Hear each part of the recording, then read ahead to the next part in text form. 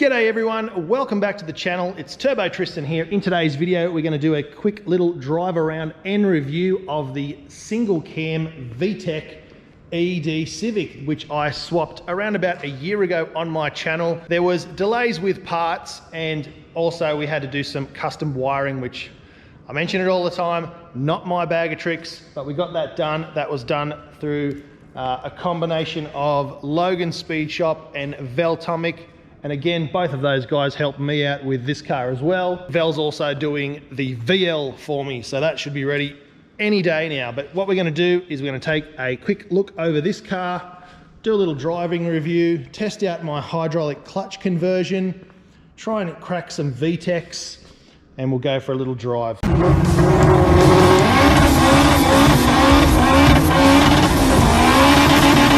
Welcome back to the channel, everyone. Now, some of the OGs are going to remember this car. I started to build this car. It was meant to be a 1 or a 2 weekend thing. Pull out a motor, put in a new motor, run some fuel lines, do some wires, run some wires into the engine bay, and then send it off to the auto elec to get done. As with all projects, things don't always go to plan.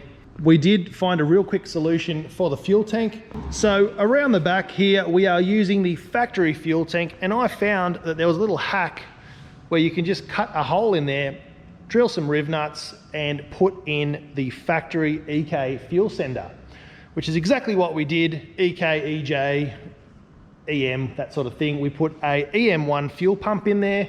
So we put a fuel pump in there that's going to be perfect for a B swap or anything like that. NA, no worries at all. So it's a B16 fuel pump. I ran some RACEWORKS alloy hard lines all the way up here to the engine bay, and they come out just down there and then run here to some fittings to the factory fuel rail. And the rest of that went in smoothly. The fuel system was then sorted. Vel wired in the fuel pump, no dramas, so that all works just fine. I also grabbed the factory EJ8 power steering pump, new belt, and spliced that into the ED's power steering because it did have power steering before, and just put a fitting on there, high pressure steel fitting to run back into the steel hose, and use the factory EJ hose on the top. The reason why the swap took so long is the Hasport engine mounts just coming on the back end of COVID. We had a huge delay in parts from all over the world, and unfortunately those were some of them, so we went with that. Another thing I did is I grabbed some EK sedan rear brakes, and we fitted those up. They bolted 100% straight in. We just ran the EK handbrake cables, and that bolted straight in absolutely perfect. While I was there, I upgraded to the EK 7/8 master cylinder, which is from the sedan, and brake booster, so that's in there as well. And you can see here, hydraulic clutch fluid reservoir.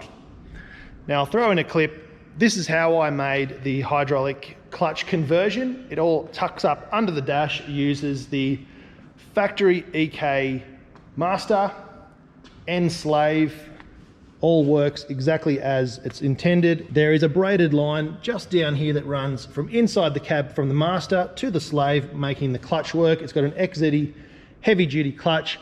We run XZD in Ronda as well, and just for good measure we put some eBay stainless headers on there. One thing you will know is we don't have a proper air intake on there as yet, and that is because ED's put the battery right here, which is a pretty decent spot for it, but it does get in the road of air boxes and things. Eventually down the track, when I get some more time and when Diego gets some more money, we're going to make a custom air intake, reroute the battery down to just underneath there, and then we'll run a full exhaust system from the headers all the way back. At the moment it's running a factory cat and a factory exhaust system. You can see under here, all of that is just the factory pea shooter. It is dumped on its cheeks on a set of Max Peating Rods version 6 coilovers. They run really, really nice. And we've also got a Max Peating Rods traction bar under the front. You can see that just down there. Otherwise, this is a standard EJ8 running gear in an ED carby to EFI conversion. I'm quite proud of that. It worked fine. I pretty much just winged the whole thing and just made it up as I went along because I've never done that before. but it all worked. Hard lines under the car, new brakes, new suspension, new engine, EFI. The trickiest part was getting the wiring done for me, which is why we sent it out to Logan and Vel. Ended up, Logan ran out of time, so we sent it to Vel and got it finished off. Now it's running and driving. Let's go for a drive, crack some VTECs. All right, so just cruising around in an industrial area. The only thing that's scraping out on the car is the mud flaps. It is quite low, but feel the instant pickup. The induction roar. Otherwise, the car's pretty damn quiet. The clutch works perfectly. So we're just gonna go for a bit of a cruise around. I'll put the camera down, you get some outside driving shots. I didn't bring my windscreen mount, which is dumb of me, so we're gonna have to totally wing this little drive.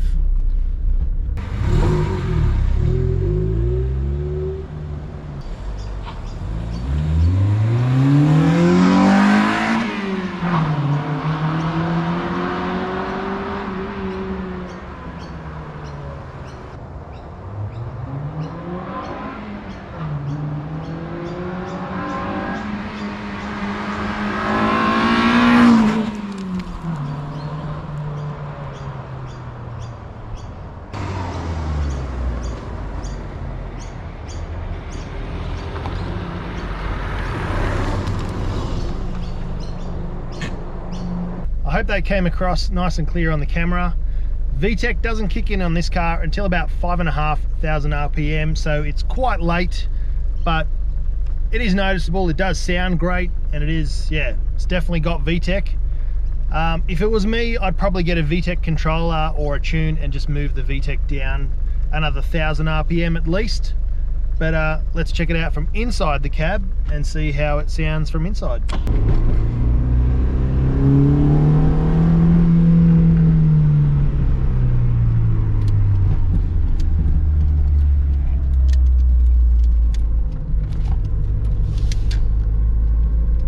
Now, just purely because I'm doing this one-handed, we're going to do a second gear pull.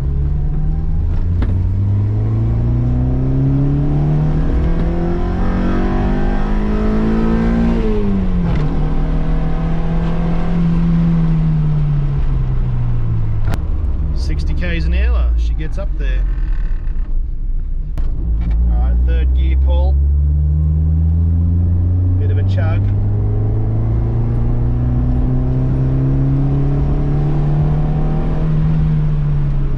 Ran out of road, needs a bit more power, old D series.